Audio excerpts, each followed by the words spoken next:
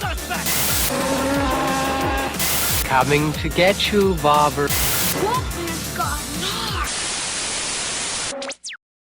Hi guys, my name's Barry and welcome back to the channel. Today I'm going to be ranking every kill in Halloween Ends. Now I thought this was going to be quite a quick video and easy to do, but surprisingly it's not, because there are 15 kills in Halloween Ends. I didn't realise that. I thought there was only half when I was trying to look at the rankings, but yeah, there's 15 kills in this movie, albeit there's 4 different killers in Halloween Ends. There's a death at the hands of Laurie Strode.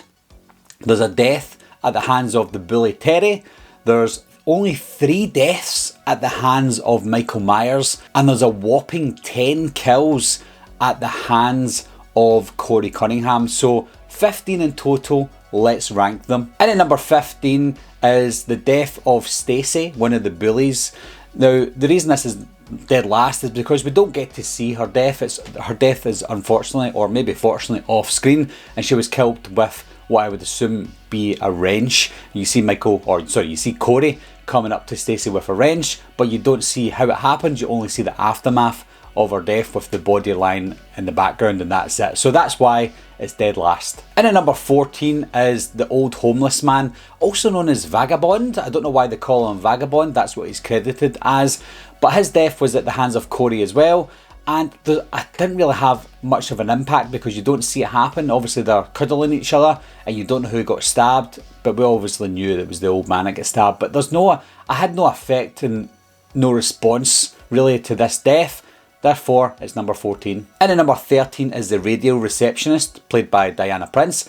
It is sort of off screen. I know you can still see a bit of it. You can see and hear the struggle when she's getting killed by Corey. But because you don't see anything, you don't see the aftermath of it either, that's why it's so low down on the list. And at number 12 is Billy, one of the bullies. And I know it's an off-screen kill, so it should really be maybe 14th or 15th, but the reason it's not so low down on the list, or the lowest down on the list, is because we see the aftermath of it, and I just wanted either Michael or Corey to stick one of those drumsticks in his eye, and that's exactly what we got. We got the drumstick in the eye, so even though we didn't see it happen, I think I got a satisfying kill for Billy. And at number 11 is Corey's mum, Joan.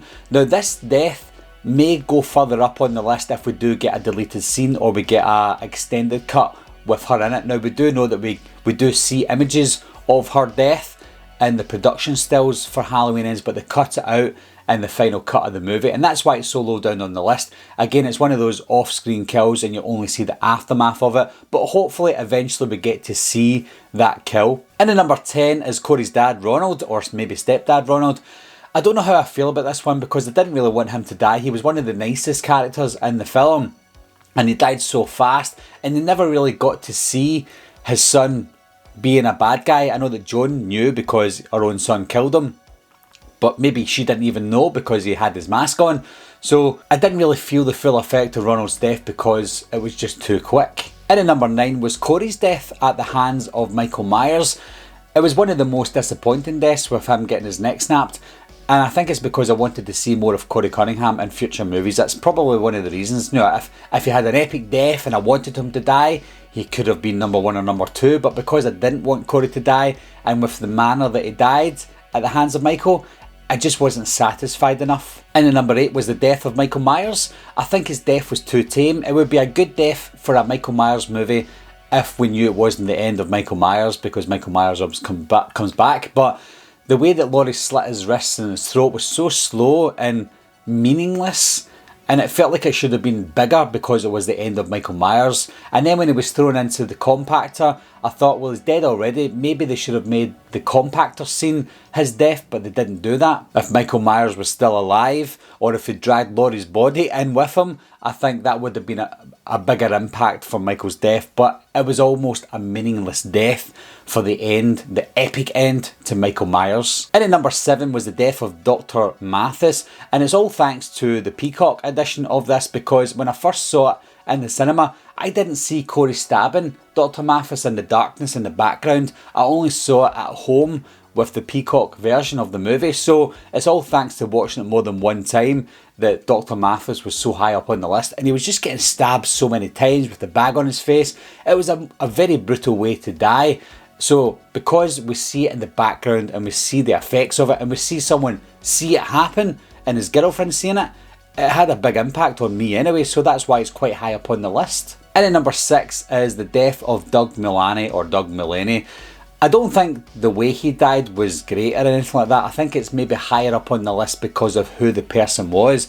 He was a bit of a dickhead, to be honest. He was a douchebag to Corey, he was a douchebag to Alison, and he just had that kind of douchebag vibe about him. I know he was part of the Mulaney family and they're supposed to be idiots, but he's just a person I didn't really care about, so it didn't really matter how he died as long as he died at the hands of someone in the film. And the fact that Corey held him down while Michael Myers was stabbing him made it more satisfying in the end. And at number 5 is the death of Jeremy. This was probably the most shocking death in the movie because we didn't really see it coming. Well, we did see it coming because it was in the stupid synopsis, but if we didn't know about Jeremy dying at the start of the movie, then it would have had a major impact on me and probably you guys as well. But the fact that they killed a kid in the film was quite edgy as well. The fact that it was Corey's first kill as well, accidentally or not, it was still Corey's first kill as well. So it was a shocking moment in the movie, and we maybe saw a lot more than we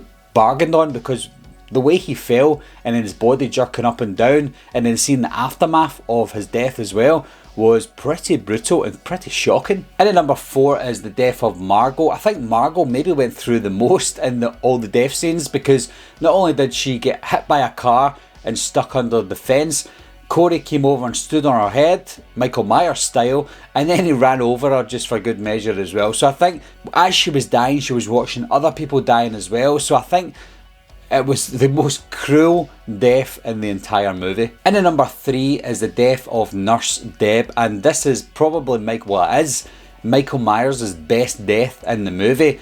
And it's obviously a very original style death that Michael does, and he pins her to the wall just like he did to Bob in the original Halloween. And I think that's why it's high up on the list, because it is Michael's best death scene, or Michael's best kill scene I should say, and it is a really good callback to the original. And with the way that Deb was struggling and the way that her body just went lifeless was a more realistic look as to how Bob should have been in the original movie. So it was a very artistic style to choose from Michael Myers, and with his signature head tilt, it was a really good death. And at number 2 is the DJ, Willie the Kid. Now, he was built up as a character that we wanted to hate because of his dialogue between him, Alison and Corey, so you just wanted him to die in a really hard fashion, and that's exactly what he did. You know, with him getting his face smashed on the table was hard hitting enough, and seeing the damage that he took, but with Corey snipping his tongue off was quite ironic, because obviously they don't like listening to him on the radio, so what way to make him stop speaking? Cut his tongue off, and then you see his tongue going around the vinyl. I thought that was quite a nice touch, and it was a very, very brutal death. And at number 1, and if you haven't guessed it already, is the death of Terry, the main bully in the movie. And I might be contradicting myself here, because you don't see the full scene, you don't see the full aspect of it because it's kind of blurred, and I think if they didn't blur that movie it probably would have been banned. But I'm glad we kind of saw it, but we heard it, we felt it, and you can see enough to know what was happening with that blowtorch getting into the mouth. It was unbelievable. I didn't know Corey had it in him to do something like that. It was such a brutal death, and I think with Margot watching him die as well made it even more brutal. I think with the build up of Terry's character being this leader of this wolf pack, this bully gang, it made you want him to die a really horrible death. And if somebody asked me how would you like to see Terry die, I wouldn't say the blowtorch to the mouth, because I wouldn't have even thought of that. But when we saw that blowtorch get into the mouth, I thought, wow, not only is it a horrible death, not only is it a horrible scene to watch, but it was such a satisfying scene as well, because I wanted Terry to die in such an evil way.